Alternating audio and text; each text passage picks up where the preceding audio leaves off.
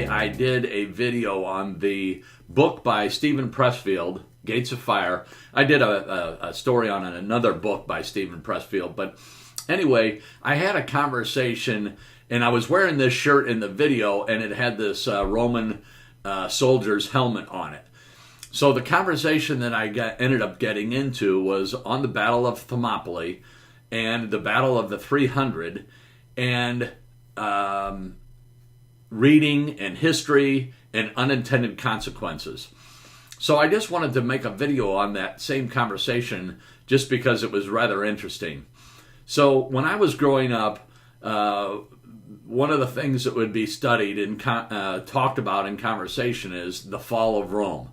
Rome was a tremendous society, and it really brought about a lot of advances in world history. And the conversation would lead to, how did Rome fall? How did such a great society that was a great republic fall? And so the conversation would go around that, and then it would people would compare and contrast the United States to the fall of Rome, and how is the United States going to end up falling? And when I was growing up, we were such a strong country that the fall of the United States was something that we couldn't even imagine. Now, sadly, I can imagine, and I see it happening in daily society. So what brought this conversation, or what's bringing this video up, is this helmet. I wore this shirt again today because the Roman army, when they would train, they would take young boys at the age of 7 and put them into the Roman army. And they would start training. They would get in a line, and one of the first training maneuvers that they would have these young boys do is there would be a small tree, and these boys would line up, and the officer would say, "I want you to knock that tree down." So they would get in a line, and they would push against this tree, and they would get larger trees as they got older, but they would get in a line, and they would train pushing one another all in a line and push the tree down. Later, they would get into what they call a phalanx. And a phalanx is a group of men, let's say it was 5 across and 5 deep, or 8 across, 8 deep, 10 across, 10 deep. And for this example, let's just say it was 10 across, 10 deep. That would be a Roman phalanx. And the phalanx, I don't want to get too far off the course here, but it was a tremendous fighting force.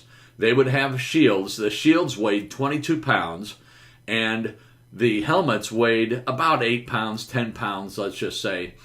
And they would get into this phalanx, and when they would go into battle, it would be almost like a tank or a turtle, where the front soldiers would have the shields up, the side soldiers would have their shields on the side, the rear soldiers would have their shields, and then the middle soldiers would also have their shields on the top. So as arrows would come over, they would hit the shields, as any attacks on their flanks, on their sides, would be repelled because they had their shields up, and naturally the forward-facing troops had their shields up. They were a tremendous fighting force. The historians struggled for a long time. Why did the Roman soldiers have such a short sword? And they couldn't figure out, because everyone else, all the other armies, carried a long sword, 2-3 feet long, and they would wield these swords, but the Romans had short scapulas, and it would be a short sword. And you can figure out what our word, scapula, what our word came from that, and that's what's interesting about studying history. So anyway, back to the Roman helmet, and what I'm really talking about today is unintended consequences. So what happened in the fall of Rome is the soldiers would train during the day in the hot sun, and they would wear these heavy helmets. And then people started complaining, why do we have to train with the helmet on? Why can't we just train without the helmet? We really don't need the helmet when we're training. We're not going into battle. We're not wielding swords.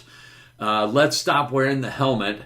And so society said, yeah, that sounds good. Let's stop wearing the helmet during training. We really don't need it. And then we'll only wear the helmet in battle. Sounds like a great idea. So that's what they did. Well, the unintended consequence, the problem is when the Romans would go into battle, they would put their helmet on, and now they've got this heavy helmet they haven't been training with. And so what would happen is, as they would go into battle, they would quickly get tired because they got all this equipment on, a 22-pound shield. They would have a breastplate. They had about 100 pounds of equipment that each soldier wore. And so when they put all that equipment on and then put an 8 or a 10-pound helmet on top of their head, it would weigh them down. And what would happen is they would hunch forward. And so their eyesight goes from this angle to going down. So what does a soldier do when he's tired and he's looking down at the ground? You guessed it, he takes his helmet off. Now he's vulnerable. And so that sped up the fall of Rome. About a year and a half ago, actually February, I looked it up today just to make sure I had the date right. February of 2018, I read an article in the Army News about the United States Army was no longer going to require the United States Army soldiers to train throwing the hand grenade. Think about that. They're no longer training soldiers how to throw a hand grenade. The reason they're not doing it anymore is because so many young people are not able to throw the hand grenade when they come into the Army that they're having a hard time training these young people, young men and women, how to throw a hand grenade. What got me thinking about this is I go for a daily walk and I go by these ball fields and I see these kids playing baseball and softball. The little ones, the coaches are training them how to throw. And it's kind of funny to watch them because when they first start throwing, they're throwing from the wrong foot. You know, if you're right-handed, you step or you lead with your left foot and you throw. And what's funny or interesting to me to watch is when I see them, they're pushing the ball when they first start, and then the coaches start training them how to throw. And my arm will go off camera if I do it. But they push the ball when they are first beginning, but as they get training, they end up throwing the ball properly. But these other kids that aren't playing sports are not getting the training.